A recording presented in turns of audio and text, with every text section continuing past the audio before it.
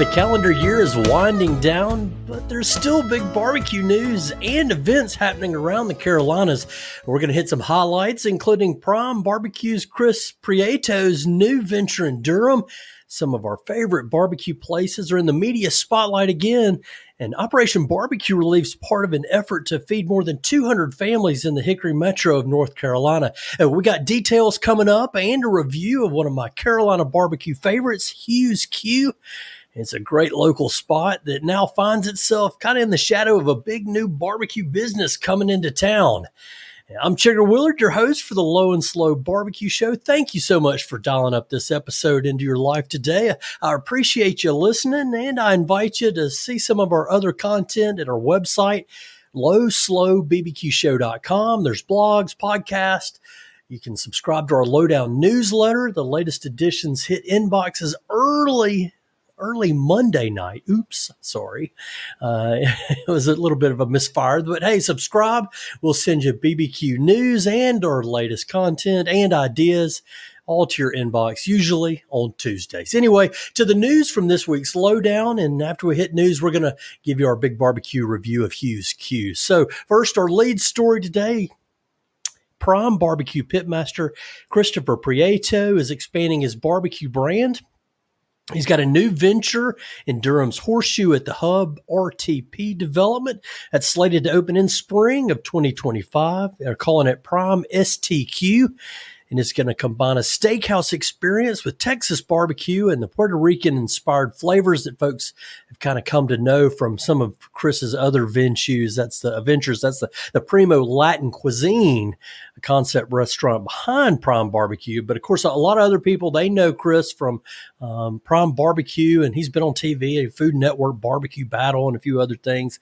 You know, his business in Knightdale draws plenty of praise, including a number 2 ranking in Texas Monthly's top 50 barbecue joints in the United States. He's also gotten recognition in Southern Living Magazine's top 50 restaurants in the South. So now he's going to be expanding to more of a steakhouse feel. From what everything I'm seeing is that it's also going to have some of that barbecue flavor to it as well. So that's how you can combine the name there, the STQ, Steakhouse and Barbecue. So it's Prime STQ. It's going to feature, according to their press release, it kind of hit the news wires on Monday. It'll be an 8,000 square foot restaurant space in a standalone building, barbecue favorites and elevated dinner service, all part of the menu. There'll be a custom steak program with house-aged beef, 16 handcrafted cocktails, beer, bourbon, wine, all the good stuff from a full bar. And of course, indoor and outdoor seating for 250 people at least, as well as private dining. So find out more about this as that project develops. Just follow Christopher Prieto on Instagram at barbecue_nerd. He's the barbecue nerd. You keep track of Prime STQ's progress. Other news, Hickory Soup Kitchen's working with Operation Barbecue Relief and volunteers and donors in the local community to help feed more than 200 families in need for Thanksgiving. I'm calling it Operation Turkey Smoke. Austin Kincaid and the team at Hickory Soup Kitchen probably have a better name for it, but what it boils down to is it's a buy one, give one turkey fundraiser. People in the community bought a turkey, and as part of that purchase, they also donated a turkey that goes back to Hickory Soup Kitchen, and that raised enough frozen turkeys to feed more than 200 families in need in the Hickory Metro on Thanksgiving. And right now, as I understand it, the turkey thaw is underway. They'll go into a brine for 24 hours as they actually, right before we recorded this episode, they were getting that brine ready. The turkeys are going to go into the brine. And then Scotty Jarrett's going to spend a whole bunch of time smoking turkeys. I got a chance to meet with Scotty at the Carolina Barbecue Festival. He's a really active volunteer with Operation Barbecue Relief and helps coordinate this event for Hickory Soup Kitchen every year. And, of course, Operation Barbecue Relief's involved in kind of providing the turkeys, and Scotty's a smoker, as well as efforts and coordination there from Scotty. They're all a big part of that. And then all those turkeys, they go and support the Thanksgiving meals, like I said, for 200 families. It's going to be a great event.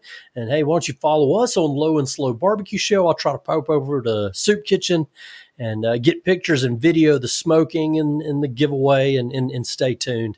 I've been after Scotty to join me on the podcast for a while, but as you can probably imagine lately, he's been a pretty busy guy. Hopefully we'll have him on real soon. If nothing else, And we look forward to seeing him live on our Instagram. Just follow us and see what happens. Meanwhile, Skylight Inn has been named among the top roadside restaurants in the South. People in down east part of North Carolina probably know it still as Pete Jones Barbecue, but Skylight Inn's the official name. And Southern Living's latest tally of the top roadside restaurants across the South features 3 North Carolina stops, actually. It includes the Eastern barbecue favorite there, Skylight Inn.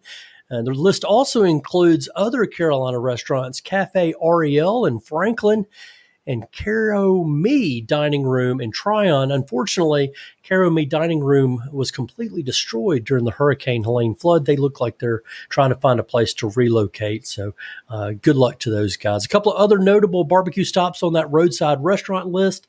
They were in Tennessee, Fat Tiger Korean Barbecue and More, and White Bluff.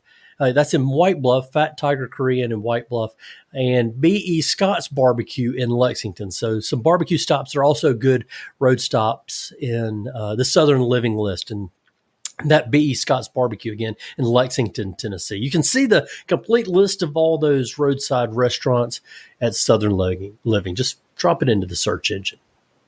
Speaking of list, Charleston's barbecue scene keeps getting the love. Palmyra Barbecue and King Barbecue were both recognized among the best new restaurants in the Charleston city. Meanwhile, the latest edition of Condé Nast Traveler has a cool restaurant review spotlight on Palmyra. A memorable quote from that review written by Stephanie Burt. She had to say, Palmyra Barbecue is made for those in search of stick-to-your-bones meals or items to bring to a party, a tailgate, families who are hanging together on the weekends, friends who want to keep it casual, and barbecue aficionados who want a new punch on their barbecue fan card. Check that out again. A restaurant review in the Condé Nast Traveler for Palmyra Barbecue, one of our favorite new barbecue joints of the past year or so. As barbecue festival season is kind of actually winding down, right? Cold winter months are here, but there's still plenty of stuff going on with the Carolina Barbecue Festival itself. All of our friends there, Sweet Lou and the gang at Let's Meet Charlotte. Have you got your early bird tickets yet? You know, you can only get those if you subscribe to the event's newsletter. You do that today and just look out for your inbox. Carolina Barbecue Festival team is sending out exclusive links to ticket sales sites where you can get those early bird tickets at a discount, and actually it's a discount on top of a discount. CarolinaBarbecueFest.org. Just scroll to the bottom, look for the newsletter, sign up. Again, that's the best way to keep track of the latest festival news, this year's pitmasters and music lineup. Carolina Barbecue Festival. Again, of course, this year is April 4th and 5th, 2025. That's next year, I should say, in Victoria Yards in Charlotte. And you can get tickets before anybody else. Membership has its privileges. Make sure you're a member. Subscribe to the newsletter. In barbecue competition news, the Ultimate Tailgaters finished Southern Barbecue Network's 2024 competition season with a grand championship. That was at Vicious Pig Barbecue Throwdown in Stedman, North Carolina. We had the Ultimate Tailgaters on the show here a little while back, and those guys stay really busy, especially around South Carolina Gamecock sports, football, baseball. They're the official barbecue providers, so they've been real busy the past few weekends, and on top of all the sports, they just won themselves a new notch in the grand championship belt from Southern Barbecue Network. And actually in that competition, they finished first in the rib category and second in pork. Speaking of the Southern Barbecue Network, we talked about the Kid Q competition a few weeks back with Will Engelhaupt, the president of Southern Barbecue Network, and they had their SBN Invitational in Monk's Corner. It featured 8 competitors in the Kids Q competition. I'm excited to announce the junior champion is Tegan Butters. She's with the Smoker and Share Barbecue team from Winston-Salem. And get a load of what Tegan brought to the competition. A bacon cheese smash burger with sauteed tallow onions on a Hawaiian bun with fresh sliced tomato and lettuce. Man, that sounds fantastic. And that's in the junior category. So the senior champion for Southern Barbecue Network's Kids Q competition with the SBN Invitational is Kendall Holt. She's cooking with the On the Q team from Conway, South Carolina. And her preparation was impressive too. She provided a pork tenderloin that was rubbed in money honey and ecstasy seasoning. That's some rub brands I'm not completely familiar with. I'm sure they're great. But then she smoked it on a Rectech bullseye with Royal Oak charcoal pellets and really wowed the judges there. So of the 8 competitors, those were a couple of the winners. And so congratulations to those folks. One more news items before we head to Hugh's reviews. The American Royal inducted Grady's Barbecue founder Steve Grady into the Barbecue Hall of Fame on November 2nd. A lot of folks are probably familiar with Grady's down east in Dudley, and they've been operated since 1986. Grady and his wife Jerry opened it up back then, and they serve whole hog barbecue. It's been cooked over open pits and wood coals. And Grady was inducted into that American Royal Hall of Fame alongside 3 inductees and 3 legacy inductees. Those are folks that have passed on. Among those legacy inductees were Big Bob Gibson. You may know that name. He created his own style of pit barbecue and Alabama white sauce. And Grady's induction this month into the American Royal Barbecue Hall of Fame follows his induction earlier in this year. He was part of the inaugural class of inductees into the North Carolina Barbecue Hall of Fame. So congratulations to Steve Grady and his wife Jerry on that recognition. Now on to the Hughes review. I've been talking about this, and I've probably mentioned Hughes Q on the show a few times here. I'm a big fan. What can I say? And part of the reason I wanted to talk about Hughes Q is number one, I like their barbecue. And I've been a few times, like I said, want to spread the good news to other people who may not know about it. But right now, Hickory's also abuzz with barbecue news around Jim and Nick's, which I think I probably mentioned in the last episode. I talked about it before. It's just opened in Hickory. Still haven't been. It's drawing huge crowds, heaps of praises. You can't open up the Hickory Facebook group chats and see anything without seeing something about Jim and Nick's, and it's all really good talk. Everything sounds like it's really good. I do hear the parking is a bit of an issue. They get a big crowded parking lot, and they've got a drive-through at this Jim and Nick's, and that drive-through line, if you're in the Hickory Metro, they compare it to the Chick-fil-A line. So if that gives you kind of any relevance, the Jim and Nick's barbecue drive-through line really is drawing quite a crowd. And for those that you might not know, Jim and Nick's is a barbecue chain. It was originally born in Birmingham, Alabama, my hometown. Jim and Nick Pahakas started it in 1985, and since then it's grown into a chain of restaurants across North Carolina, Georgia, Alabama, Florida. And let me tell you, the food's good. Otherwise, it would not be such a huge success. It wouldn't be drawing big crowds of people. By the way, Nick Pahakas from Jim and Nick's, he partnered with Rodney Scott to bring Rodney Scott's barbecue to Homewood. And that's where Rodney Scott's brand has quickly caught fire in the Birmingham Metro, courtesy of Nick Pahakas and that partnership. And Nick and Rodney are apparently really good friends, according to some of the media reports that I've seen. So, again, give credit to Nick and to Jim and Nick's for doing all that good stuff. And we really hope they have a lot of success. And I plan to go there.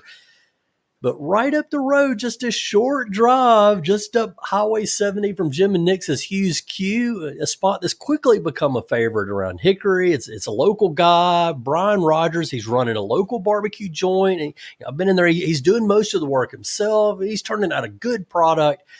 And I've been trying to connect with Brian and get him on the show, and he's staying real busy, and hopefully we'll get him on. But I did want to share my experience and some advice for you guys if you go check him out. First, it's a great location on Highway 70, kind of in the commercial district of the Hickory Metro, around the mall and the hotels, convention center. It's a really central location for a lot of people working, and there's a lot of room inside his little business restaurant there. They've got bar and bar seating, as well as a table and table seating. And the bar's got a few on-tap drafts there. They always seem to have Shinerbach, too, which is good if you like that kind of thing. Nice Texas flavor there for Hughes Q. And another important question about a barbecue joint is, yes, there are smoking implements and wood on site. It looks like Brian's burning that smoker outside 7 days a week, which that's how often they're open, 7 days. You can see it out there. You can smell it right outside, just right outside beside the restaurant there. So that's cool. That adds some legitimacy to those guys. And then in at the bar and around the restaurant, there's, a lot of local sports memorabilia from around Lenoir-Rhyne and Catawba County sports, kind of a nice Hickory Metro sports flavor too. What you want to see in a Hickory Metro barbecue joint. And then the food, they've got the standard barbecue offerings: pork, brisket, chicken, turkey ribs, and some specials all along. Speaking of specials, you need to know Sunday and Wednesday, they've got whole smoked wings for $1.50 each. Check them out Sunday and Wednesday. Hey, Sunday's when they play some football games. That might be a good place for football and wings. I haven't been for football and wings yet, but I have been to the restaurant a few times. I've had the pulled pork, I've had the turkey, the brisket sandwich, chicken sandwich. I said I've been there a few times. Anyway, I recommend all of it. One tip for you: if you go and you get a sandwich, they come with slaw. And you want the slaw, you want to have it, but you don't want it on the sandwich. You get them to serve it to you on the side, not as a side, but on the side. That way you get the full flavor of the meat without drowning it in slaw until you're ready to drown it in the slaw and the sauce. And by the way, when I had the chicken sandwich, man, the flavor on that chicken was really good. It had a really nice smoky flavor to it, but I just had so much slaw. So next time I'll temper the slaw and then add that a little bit later. So I mentioned the sauce. And they got 3 varieties at the table. I really like what Hugh's got going on with the Southern Carolina Gold mustard. I'm not a super huge mustard fan, though I've probably said before, mustard is growing on me a little bit. And they've got a KC style, kind of a really thick and sweet thing, and a vinegar option too among the barbecue sauces there. Hugh's Q has a kids menu with burgers and dogs, chicken tenders, so you can drag the kids along. And oh, wait a minute, I forgot the sides. So first, I love cream corn. Theirs is good. Mac and cheese, pretty standard. Jalapeno cheese grits, those are a winner. So's the sweet potato casserole. Fried okra, never a miss. Maybe not really super special, but it's not bad. But the only one side that I wasn't super high on, I think it's probably the green bean casserole. I don't really remember why. Sorry, Brian or Hughes. It was a first visit, I think I tried it. It wasn't for me. Haven't ordered it again, and don't judge anything else by this opinion. Everything else at Hughes Q is really good. And it's a popular spot at lunch. I try to hit it on Friday, so look around on a Friday, you might spot this chigger in there. But when I've been there, there's always a really solid blue-collar crowd, a steady stream of online order pickups. That tells you something else, that Hughes Q is good and other people like it too, not just me. Anyway, I'm going to get to Jim and Nick's. Until then, I'm going to keep hitting Hughes Q and a top Hickory barbecue joint. Just check them out, HughesQ.com. Their website's not a whole lot to speak of, just the important stuff: how to order online. And once you do that, how to order online, you'll find the menu, and they've got meat and two meats and a side plates, and sandwiches and sides a la carte, and they've got dessert too. The banana pudding's good. Can't miss with that. So all kinds of good stuff there on the menu. If you want to find Hughes Q a little more visibly, check out Facebook. All along, they give out swag and stuff. I think they gave some nice tumblers out with Hughes Q stuff on it. So check them out. And if you're in the Hickory Metro, definitely have a visit. And while you're in the Hickory Metro, if you also happen to want to have a fight with somebody, start debating which barbecue is best, whether it's Hughes Q, JD's, Cranford Brothers, or Apple City. Those are the ones that are all kind of getting the hubbub going on, at least in some of those things that I see online. Anyway, that's the lowdown for this week. I'm Chigger Willard. Thanks for listening to this episode and whatever episode you've enjoyed since we started this journey, and especially since we've started this journey in mid-February. That's when we got to producing an episode every week, 42 straight weeks. That comes thanks to a lot of help from my producer at the Mesh.TV network of studios, Andrew Moose. 42 straight weeks of interviews with pit masters, barbecue journalists, barbecue competitors, barbecue event planners. We reviewed restaurants and shared recipes, and generally, hopefully we've shined a good light on barbecue, especially barbecue in North and South Carolina. And now that the holiday season's almost here, it's time for a break. Let's let the smokers cool just a little bit.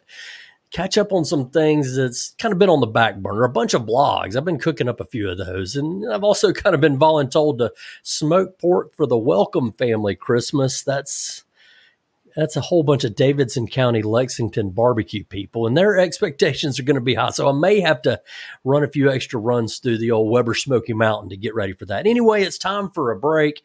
And before we do that, I'm going to invite you guys to join us for a Thanksgiving weekend edition.